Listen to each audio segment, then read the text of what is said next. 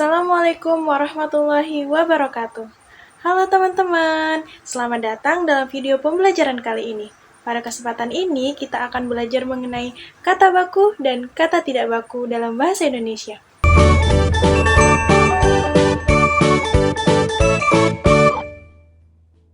Sudah tidak asing lagi di telinga kita mengenai kata baku dan kata tidak baku.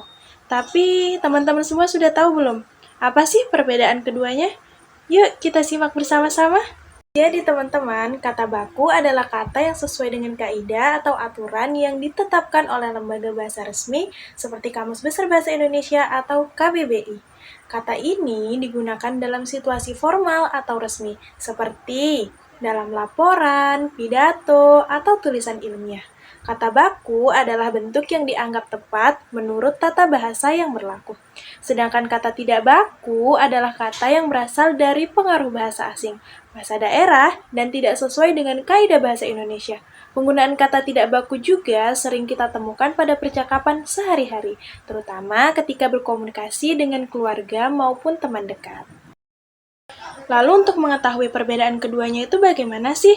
Nah, kita dapat melihat dari ciri-ciri keduanya. Kata baku ini memiliki ciri-ciri. Yang pertama, sesuai dengan Kamus Besar Bahasa Indonesia atau KBBI. Nah, kata baku ini harus ada dan tercantum dalam KBBI, yang menjadikan rujukan resmi bahasa Indonesia. Nah, yang kedua, ada penggunaan ejaan yang tepat. Kata baku ini harus menggunakan ejaan yang sesuai dengan aturan yang berlaku. Misalnya, memperlakukan adalah bentuk baku dari memerlakukan. Yang ketiga, tidak terpengaruh oleh bahasa asing atau bahasa daerah. Kata baku ini tidak dipengaruhi oleh unsur bahasa daerah atau bahasa asing yang tidak diadaptasi dengan benar. Nah, yang keempat ada bersifat formal. Kata baku ini umumnya digunakan dalam situasi formal, seperti surat resmi, jurnal ilmiah, dan presentasi formal. Kalau ciri-ciri bahasa tidak baku, yang pertama ada tidak sesuai dengan KBBI. Kata tidak baku seringkali tidak terdapat dalam KBBI atau merupakan bentuk salah dari kata yang seharusnya. Yang kedua, terpengaruh oleh bahasa lisan. Kata tidak baku ini seringkali merupakan hasil dari perubahan yang terjadi dalam percakapan lisan sehari-hari. Misalnya, ngomong yang merupakan bentuk tidak baku dari berbicara. Yang ketiga, ada dipengaruhi bahasa daerah atau asing. Kata tidak baku bisa dipengaruhi oleh bahasa daerah atau asing tanpa penyesuaian yang tepat. Yang keempat, tidak formal. Kata tidak baku ini lebih sering digunakan dalam percakapan sehari-hari yang tidak memerlukan formalitas. Nah, teman-teman, untuk lebih mudah membedakan antara kata baku dan kata tidak baku, saya sudah menyiapkan beberapa contoh. Yang pertama ada aktivitas bukan aktivitas, bercermin bukan bercermin, cabai bukan cabe, diagnosis bukan diagnosa, embus bukan hembus, fotokopi bukan fotocopi, gaib bukan gaib, hafal bukan hafal, izin bukan izin, jus bukan jus, karena bukan karena, lafal bukan lapal, memesona bukan mempesona, nasihat bukan nasihat, orang tua bukan orang tua, pikiran bukan pikiran, risiko bukan resiko, sop bukan sup, telepon bukan telepon, utang bukan hutang, video bukan video, wira swasta bukan wira swasta, Yogyakarta bukan Yogyakarta, zuhur bukan zuhur. Lalu, apa saja sih dampak dari penggunaan kata tidak baku ini? Nah, penggunaan kata tidak baku memiliki dampak positif dan negatif.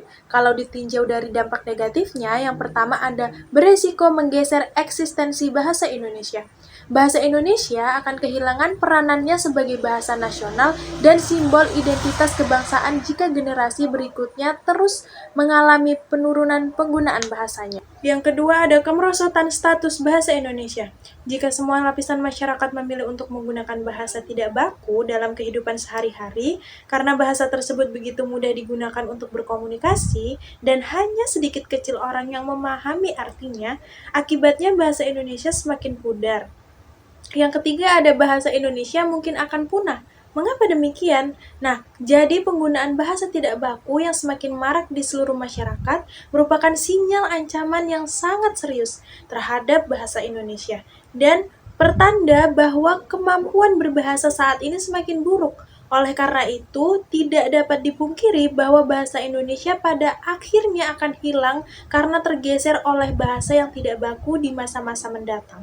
Nah, yang keempat ada masyarakat merasa asing dengan bahasa baku dan tidak menggunakan ejaan yang disempurnakan atau EYD. Dalam penggunaan kata tidak baku, ini akan menimbulkan kesulitan bagi pengguna untuk berbahasa dengan bahasa yang baik dan benar. Bahasa tidak baku yang digunakan belum tentu dimengerti oleh setiap orang yang mendengarkan dan mencoba memahaminya. Dalam hal mempresentasikan sesuatu tugas, tentu akan menjadi hambatan dalam berkomunikasi dengan orang lain, terkhusus dalam acara formal. Juga termasuk dalam hal penulisan.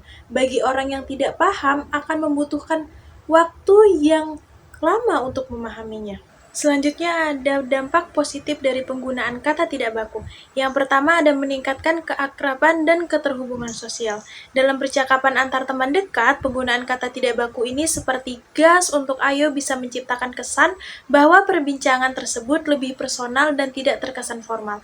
Yang kedua ada mempermudah pemahaman dalam konteks informal.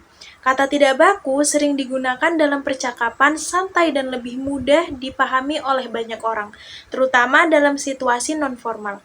Penggunaan kata tidak baku yang lebih sederhana bisa membantu mempercepat komunikasi dan mengurangi kebingungan pendengar, karena lebih mengikuti pola bahasa sehari-hari. Yang ketiga, mencerminkan identitas budaya dan lokal. Penggunaan kata tidak baku seringkali mencerminkan ciri khas budaya atau dialek tertentu. Dalam beberapa konteks, kata tidak baku dapat menjadi bagian dari identitas sosial atau budaya lokal. Penggunaan bahasa sehari-hari yang tidak baku dapat memperlihatkan kebanggaan terhadap asal-usul atau kelompok tertentu, serta mempererat ikatan sosial antar individu dalam komunitas tersebut. Yang keempat, ada menciptakan suasana yang lebih santai dan tidak kaku. Dalam suasana santai, penggunaan kata seperti santuy atau nongkrong bisa membuat percakapan terasa lebih ringan dan tidak membuat lawan bicara merasa tertekan. Yang kelima, ada memperkuat karakter informal dalam media sosial. Di era digital, penggunaan kata tidak baku ini menjadi sangat umum di media sosial, baik dalam pesan teks, postingan, maupun komentar. Lalu upaya apa sih yang bisa dilakukan untuk meningkatkan penggunaan kata baku? Nah, upaya yang dapat dilakukan adalah dengan melakukan yang pertama, sosialisasi dan edukasi tentang kata baku dengan melakukan seperti penyuluhan dan pelatihan tentang pentingnya penggunaan kata baku di sekolah, universitas, tempat kerja, dan masyarakat umum. Nah, program ini itu bisa berupa seminar, workshop, atau kursus bahasa yang menekankan perbedaan antara kata baku dan tidak baku. Yang kedua ada penyebaran informasi melalui media massa dan sosial dengan memanfaatkan platform media sosial seperti Instagram, Twitter, YouTube, atau TikTok untuk mengedukasi masyarakat, misalnya membuat konten yang menjelaskan perbedaan antara kata baku dan tidak baku, atau membuat tantangan menggunakan kata baku dalam percakapan sehari-hari. Yang ketiga ada penggunaan kata baku dalam media pendidikan. Jadi, guru dan dosen ini dapat lebih disiplin dalam mengajarkan penggunaan kata baku di dalam kelas.